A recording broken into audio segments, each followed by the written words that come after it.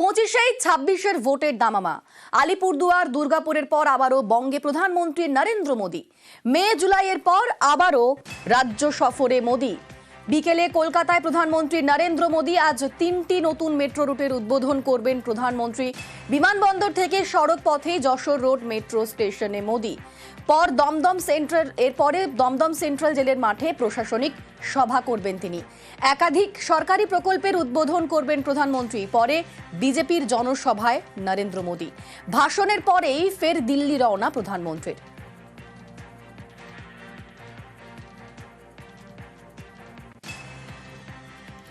উত্তরবঙ্গ রাঢ়বঙ্গের পর দক্ষিণবঙ্গে এবার চোখ।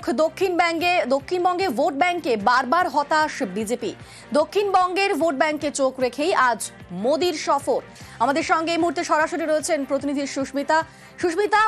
এই বছর শেষেই পরের বছর ভোট, আর অবশ্যই দক্ষিণবঙ্গ এই মুহূর্তে বিজেপির পাখির চোখ। বলা যায় যে একেবারে এই মুহূর্তে দক্ষিণবঙ্গই টার্গেট। সেই মুহূর্তে কিন্তু আজকে দক্ষিণবঙ্গে মোদীর এই সফর, সব মিলিয়ে রাজনৈতিক তাৎপর্য কতটা এবং আজকে মোদী ঠিক কি বার্তা দিতে পারেন?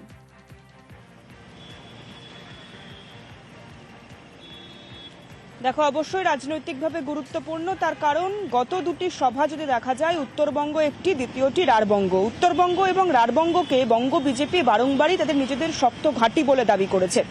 পরবর্তীতে দক্ষিণবঙ্গের দিকে নজর দিলে দেখা যাবে 24-এর লোকসভা কিংবা 21-এর বিধানসভা কোনো নির্বাচনেই বিজেপির মনোপ্রীত ফল হয়নি। ভোট ব্যাংকে হতাশ করেছে বারংবার এই দক্ষিণবঙ্গ।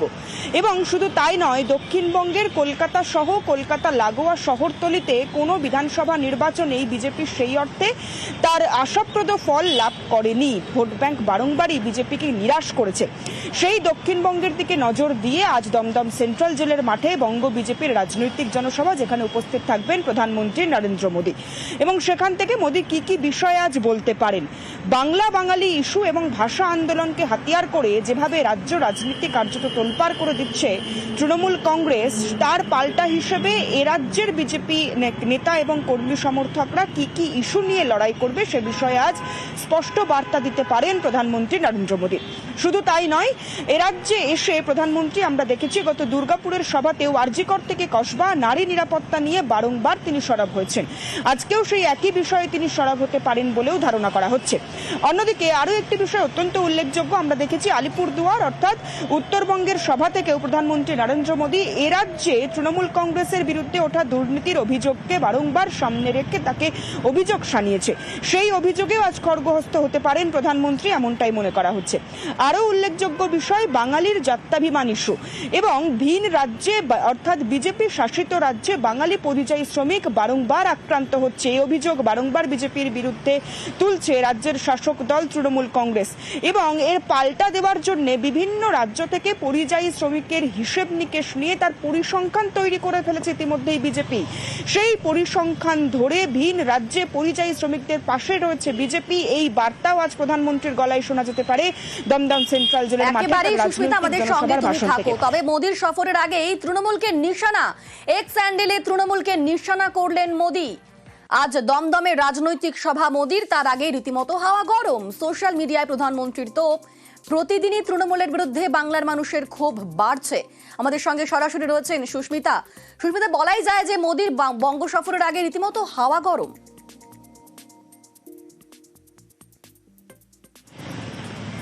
দেখো, মোদীর বঙ্গ সফরের আগে তিনি গতকালই টুইট করেছেন, যে প্রথম টুইটে তিনি তার আজ যে সরকারি প্রকল্প উদ্বোধন এবং 3টি মেট্রো গতিপথের সম্প্রসারণের উদ্বোধন সে বার্তা দিয়েছেন। পরবর্তী টুইটে তিনি স্পষ্ট করে প্রথমবার ইংরেজিতে, পরবর্তীতে বাংলা ভাষায় লিখেছেন, এ রাজ্যের শাসক দলের বিরুদ্ধে মানুষের অভিযোগ ক্রমশ বাড়ছে, মানুষ বীতশ্রদ্ধ শাসক দলের বিরুদ্ধে। সুতরাং একদিকে একটু আগেই যেমনটা বললাম যে 26-এর নির্বাচনের আগে বিজেপি তৃণমূলের বিরুদ্ধে বিভিন্ন যে দুর্নীতি, সেই দুর্নীতির অভিযোগকে হাতিয়ার করে সামনে নামছে। এবং গতকাল প্রধানমন্ত্রীর টুইটে সেই যে বার্তা, সেই বার্তা আরো একবার স্পষ্ট করলো যে আগামী 26-এর নির্বাচনে প্রধানমন্ত্রী নরেন্দ্র মোদী এ রাজ্যে বিজেপির যে লক্ষ্যমাত্রা, সেই লক্ষ্যমাত্রা পূরণের টার্গেট বেঁধে দিচ্ছে এবং সেই টার্গেট পূরণ করার জন্য বিজেপি কোন লাইনে তার ভোট ময়দানে লড়াই করবে সেই লাইনটাও বেঁধে দিচ্ছে।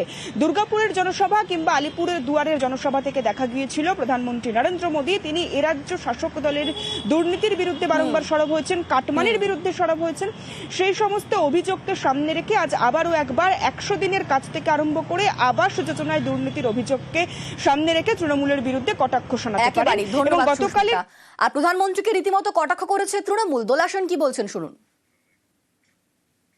প্রথম কথা, বাংলা অতিথিপরায়ণ, সেখানে মোদীবাবু আসবেন, ভালো, তিনি তার পার্টির কাজ ভালোভাবে করুন, তাতে আমাদের কোনো সমস্যা নেই। লোকে স্বপ্ন দেখা ভালো, স্বপ্ন দেখছেন যে লোকে টিএমসির ওপর রেগে যাচ্ছে, আর বিজেপি এত উন্নয়নের কাজ করছে যে সেই জন্য বাংলায় আসতে ওনার আরো ভালো লাগছে।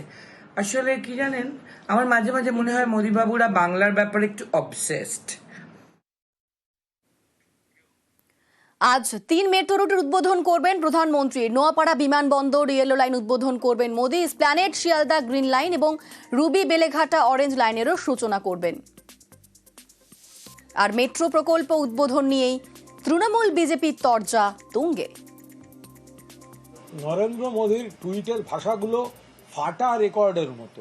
আব কি বার 200 পার আর হয় না, ক্রমশ কমে যায়। এই কথাগুলো 16 সালে, 21 সালে, এরপরে পঞ্চায়েতে, এরপরে লোকসভায় আমরা শুনেছি।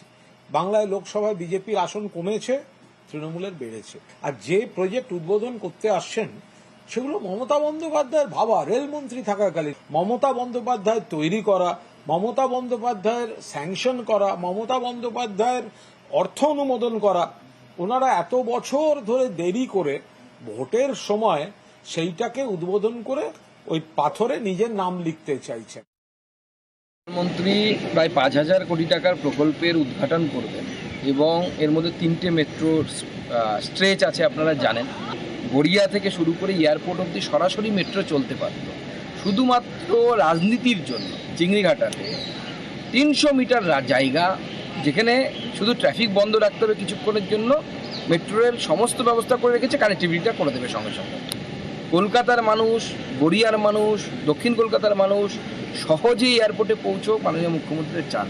উনি চান যে দক্ষিণ কলকাতার মানুষ ওরকমই বাস ধরে ঝুলতে ঝুলতে যাক, তাছাড়া কোনো তো উপায় নেই মানুষের, অথবা বেশি পয়সা দিয়ে ওলা বুক করুক, উবের বুক করুক। ওনার অসহযোগিতার জন্য কিন্তু আজকে দক্ষিণ কলকাতার মানুষ 300 মিটারের জন্য, মানে ভাবতেও অবাক লাগে, 300 মিটার জায়গার জন্য কিন্তু দক্ষিণ কলকাতার মানুষ বঞ্চিত হলেন।